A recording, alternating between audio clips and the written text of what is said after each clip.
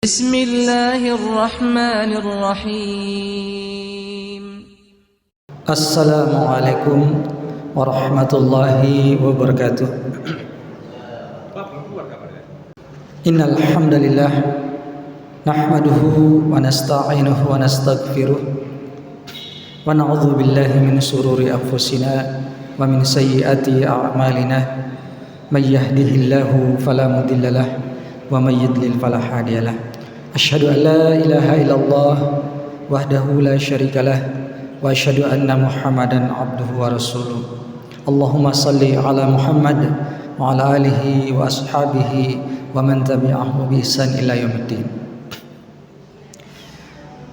Para jamaah sekalian yang dirahmati Allah Subhanahu wa taala, pertama-tama mari kita senantiasa selalu bersyukur kepada Allah Subhanahu wa taala, karena dengan rahmat, nikmat dan karunia yang Allah berikan kepada kita sehingga kita dapat melaksanakan perintah Allah, yakni melaksanakan ibadah puasa di dalam bulan suci Ramadan. Kemudian kita lanjutkan dengan qiyam Ramadan. Tentu semua kebaikan yang kita lakukan sampai hari ini karena nikmat yang Allah berikan kepada kita. Ma asabaka min hasanatin fa minallah. Semua kebaikan yang kamu peroleh karena datangnya dari Allah Subhanahu wa taala. Kedua kalinya salawat serta salam sudah sepatutnya kita curahkan kepada junjungan kita Nabiullah Muhammad sallallahu alaihi wasallam dengan kita mengucapkan Allahumma salli ala Muhammad. Jamaah sekalian yang dirahmati Allah Subhanahu wa taala, perkenalkan kami dari Dewan Dakwah Islamiyah Indonesia. Pertama-tama kami mengucapkan terima kasih banyak kepada takmir dan juga pengurus Masjid Al-Badar yang telah memberikan izin kepada kami dari Dewan Dakwah untuk menampilkan dai-dai yang bertugas berdakwah di daerah pedalaman. Harapan kami dengan kami tampilkan dai-dai dari Dewan Dakwah yang bertugas di daerah pedalaman ini nantinya akan menjadi inspirasi bagi para jamaah sekalian untuk lebih giat lagi beribadah kepada Allah Subhanahu wa taala. Kami mohon maaf jika kedatangan kami ini mengganggu panjenengan sedoyo. Kami tidak bisa membalas apa-apa. Kami hanya bisa mendoakan semoga takmir dan juga pengurus masjid, kemudian para jamaah sekalian dibalas dengan balasan yang setimbal oleh Allah Subhanahu wa taala. Jamaah sekalian dirahmati Allah Subhanahu wa taala, sedikit kami memperkenalkan bahwasanya Dewan Dakwah Islamiyah Indonesia ini didirikan oleh Allahumma yarham Bapak Muhammad Natsir, Perdana Menteri pertama kali di Indonesia, di mana Dewan Dakwah didirikan pada tanggal 26 Februari 1967. Fokus Dewan Dakwah didirikan oleh Bapak almarhum Muhammad Natsir adalah untuk mengirimkan dai-dai bertugas di daerah pedalaman. Kalau dulu jamaah sekalian itu Bapak Muhammad Natsir itu membuka lowongan bagi siapa yang mau berdakwah, itu diambil kemudian dikirim bertugas di daerah pedalaman. Dai-dai kita yang dari dulu ditugaskan oleh Dewan Dakwah di daerah-daerah pelosok itu alhamdulillah sampai sekarang masih bertahan di daerah-daerah pedalaman. Nanti kita akan tampilkan videonya para dai-dai senior yang dulunya ditugaskan oleh Bapak Muhammad Natsir dan sampai sekarang mereka masih bertugas di daerah pedalaman. Mungkin sedikit kami memberikan gambaran bahwasanya kalau dulu itu diambil begitu saja, jadi bagi siapa yang mau berdakwah langsung dikirim. Tetapi kalau sekarang itu dididik dulu jamaah sekalian, karena di daerah pedalaman ini tantangannya sangat berat, sehingga mental dan kesiapan dan juga ilmu harus dibekali oleh dai-dai sebelum mereka berdakwah di daerah pedalaman. Kita sebut dengan program kaderisasi dai. Jadi sebelum mereka ditugaskan, mereka dikader dulu, dididik dulu di kampus STED Muhammad Natsir. Kalau di Jawa Timur itu kita sebut dengan Akademi Dakwah. Kemudian di dalam bulan suci Ramadan ini itu dai-dai dikirim di daerah-daerah pedalaman, tapi khusus 1 bulan saja. Itu kita sebut dengan kafilah dakwah. Setelah mereka kuliah 4 tahun, lulus setelah lulus itulah mereka akan dikirim kurang lebihnya 2 tahun untuk berdakwah di daerah pedalaman. Namun jamaah sekalian, ada yang sampai sekarang masih terus berdakwah di daerah pedalaman walaupun kewajiban yang kita berikan itu cuma 2 tahun. Sedikit kita tampilkan ini video dai-dai senior yang dulunya ditugaskan oleh almarhum Bapak Muhammad Natsir, yang alhamdulillah mereka masih eksis berdakwah di daerah pedalaman. Nanti kita juga akan menampilkan dai-dai junior yang bertugas di daerah pedalaman. Ini ustadznya berasal dari Solo, tugas di pedalaman Nusa Tenggara Timur. Dan dia nggak mandi selama 1 minggu karena di sananya nggak ada air. Ini dai-dai senior kita yang dulu ditugaskan oleh almarhum Bapak Muhammad Natsir. Jamaah sekalian, jadi itu adalah dai-dai senior yang bertugas di daerah pedalaman. Terus bagaimana tantangan dakwah yang dihadapi oleh dai-dai junior kita yang saat ini berdakwah di daerah pedalaman? Jadi nanti kita saksikan juga. Jadi ini ada sedikit gambaran kisah perjuangan dai-dai junior kita, dai-dai muda kita, yang video ini diambil tahun kemarin ketika mereka berdakwah di pedalaman. Tepatnya ini di Pulau Sulawesi. Jadi ini bulan puasa, ada jemaah sekalian. Ini mereka berangkat ini bulan puasa, bulan Ramadan seperti yang kita lakukan saat ini. Kondisi akses jalannya di daerah pedalaman bisa dilihat seperti ini. Jadi jemaah sekalian, ini akses jalan sampai ada teman-teman kita yang terjatuh. Jadi kita sampaikan bahwasanya kondisi jalan yang bapak-bapak, ibu-ibu lihat itu memang itu real apa adanya. Ada salah seorang yang bertanya, kenapa kok tidak minta bantuan kepada pemerintah daerah untuk membuat akses jalan biar kalau mau ke sana itu gampang.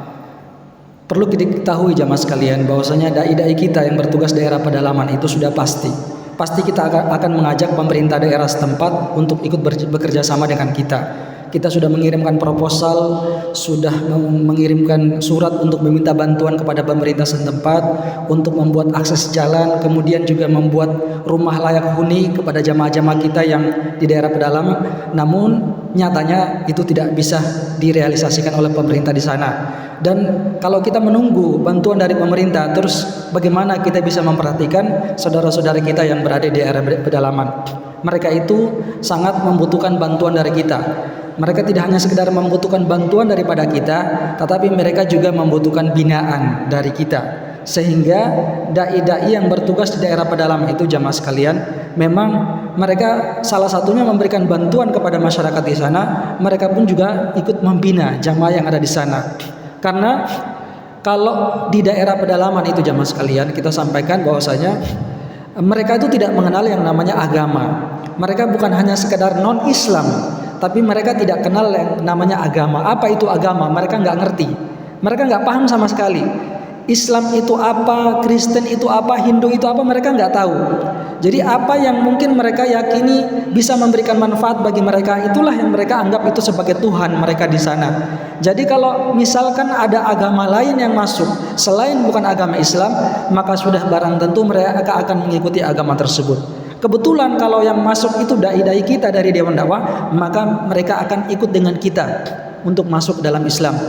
Jamaah sekalian dirahmati Allah Subhanahu wa taala, pernah suatu ketika kita mengislamkan satu kampung, ya daerah di beberapa daerah yang kita islamkan satu kampung. Setelah itu karena memang tidak ada pembinaan, ternyata ketika kita balik untuk mengunjungi mereka-mereka yang ada di daerah pedalaman, apa yang mereka jawab kepada kita? Ustadz, alhamdulillah, ketika kita masuk Islam itu kita mendapatkan keberkahan. Keberkahannya apa? Babi peliharaan kita itu semakin banyak. Mereka nggak tahu. Kemudian mereka juga tidak tahu apa itu sholat. Maka ustadz dai-dai yang berdakwah di daerah pedalaman itu jamaah sekalian, ada teman kita dai yang berdakwah di pedalaman Sulawesi yang tadi kita lihat itu beliau masuk bawa bekal garam sama minyak. Jadi garam sama minyak itu yang dipakai untuk berdakwah di sana. Jadi ketika ustadz ini lagi di tempat nginapnya, itu para jamaah itu datang, ibu-ibu bawa anaknya itu datang, ketok, Pak Ustadz minta garam sama minyak. Mau buat apa? Pokoknya kita minta garam sama minyak.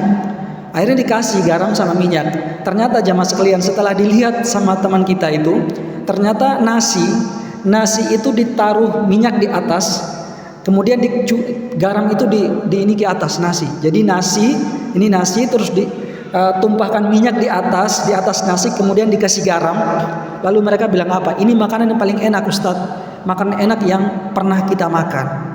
Jadi makanan mereka di sana itu sudah dikatakan makanan lezat.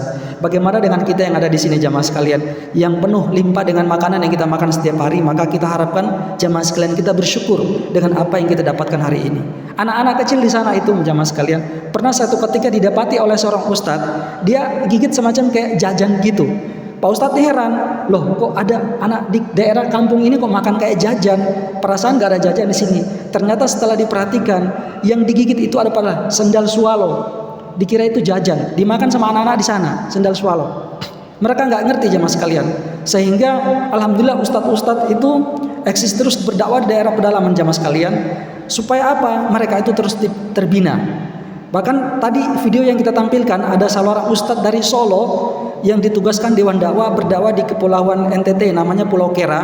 Mereka masuk di sana, ketika ustadz masuk di sana itu dia tidak mandi 1 minggu, tidak ada air di sana.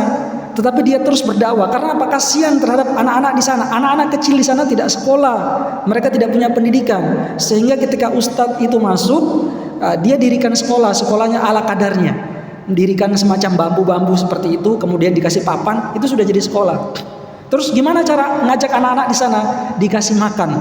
Jadi belikan ikan kering, ditumbuk halus-halus, kemudian ditaruh di atas daun pisang, diajak anak-anak kecil itu makan, habis itu diajarin. Mereka diajarin tulis, membaca dan sebagainya. Jamaah sekalian dirahmati Allah Subhanahu wa taala.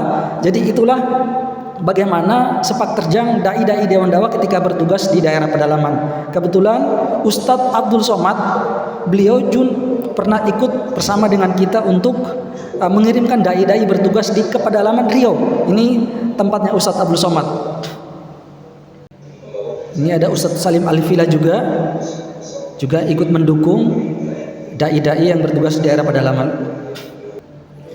Jamaah sekalian yang rahmati Allah Subhanahu wa taala. Jadi itulah gambaran bagaimana kisah dai-dai Dewan Dakwah ketika bertugas di daerah pedalaman.